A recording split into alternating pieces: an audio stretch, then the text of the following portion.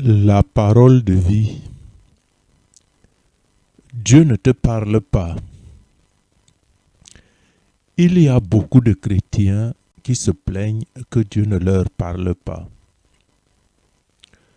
Je vais essayer ici d'ébaucher avec vous de manière très insignificative, mais quelques points tout de même.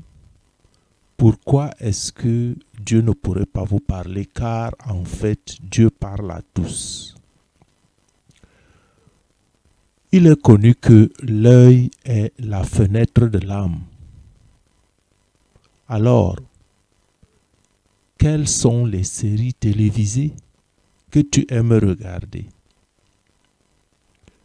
Si l'œil est la fenêtre de l'âme, sais-tu que ce que tu regardes peut obscurcir la fenêtre de ton âme et ne plus voir assez clairement?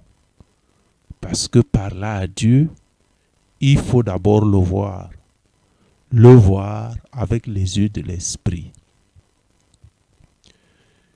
Il est généralement aussi vrai que le cœur est le siège de la foi. Donc, le cœur est le siège de la vie. Le cœur corrompu est la source du péché, comme on peut le lire en Genèse 6:5, Genèse 8:21, Ézéchiel 9:3, Jérémie 17:9. Alors, commence par t'écrier: Ô Dieu, crée en moi un cœur pur. Parce qu'un cœur pur est l'opposé d'un cœur corrompu. Et Dieu aime la droiture, la pureté. Si tu as donc l'impression que Dieu ne t'écoute pas, analyse ton cœur et demande-toi si toi tu écoutes ce que Dieu te dit. Dieu te parle personnellement par le biais des Saintes Écritures. Les lis-tu? Lis-tu les Saintes Écritures? Dieu te parle aussi au travers des hommes et des femmes que tu rencontres. Leur prêtes-tu ton attention? Prêtes-tu attention aux frères et sœurs, aux hommes et aux femmes que tu rencontres? Écoutes-tu la fine voix qui t'interpelle, souvent au-dedans de toi? Ou alors cette voix est noyée dans le brouhaha du monde?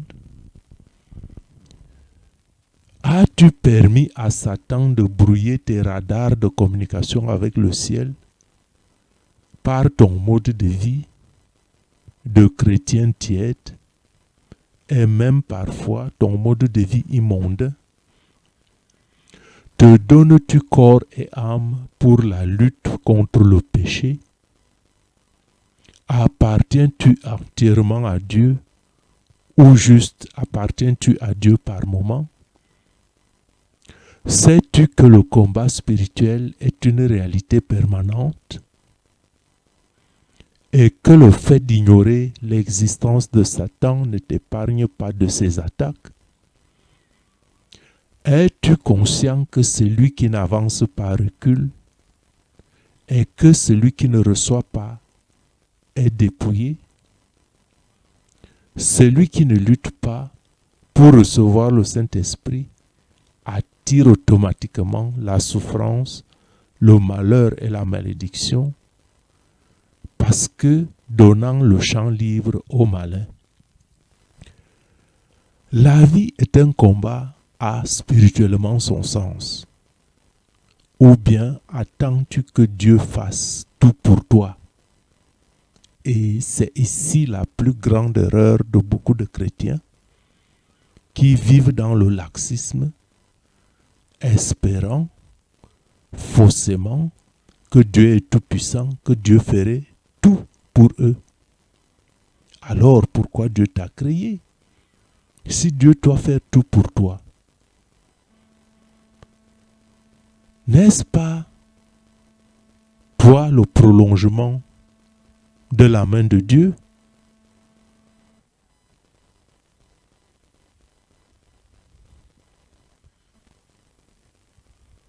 N'es-tu pas le prolongement de la main de Dieu?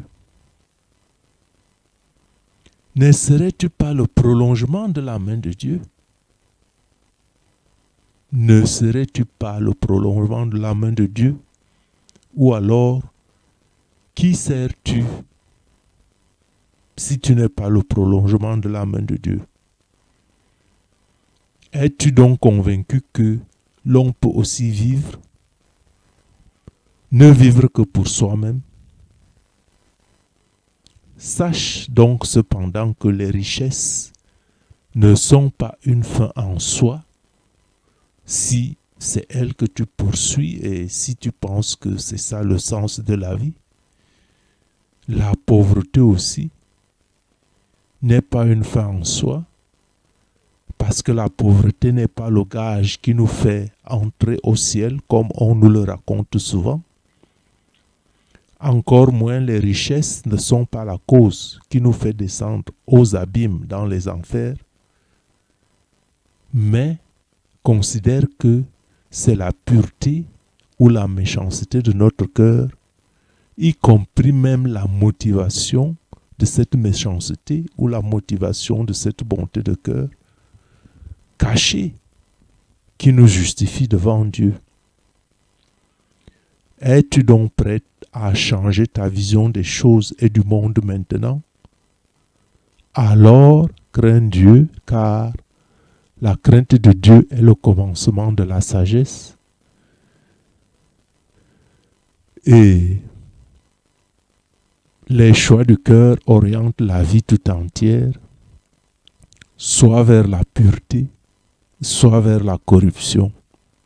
Et c'est pour ça que nous allons considérer deux versets, l'un en Luc au chapitre 6, verset 45, et l'autre en Matthieu 15, à partir du verset 18. Luc 6, 45 à 46. L'homme bon tire de bonnes choses du bon trésor de son cœur, et celui qui est mauvais tire de mauvaises choses du mauvais trésor de son cœur. En effet, sa bouche exprime ce dont son cœur est plein. Et le Seigneur dit donc au verset 46, « Pourquoi m'appelez-vous Seigneur, Seigneur, et ne faites pas ce que je dis ?» Donc si tu ne fais pas ce que dit le Seigneur, comment est-ce que tu veux entendre le Seigneur? Si tu n'entends pas le Seigneur, comment est-ce que tu peux faire ce qu'il te dit? Et si tu ne fais pas ce qu'il te dit, c'est que tu ne l'entends pas. Venons au texte Matthieu, au chapitre 15, verset 18.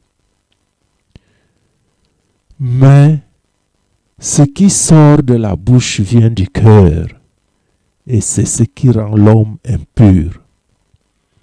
En effet, c'est du cœur que viennent les mauvaises pensées, les meurtres, les adultères, l'immoralité sexuelle, les vols, les faux témoignages, les calomnies.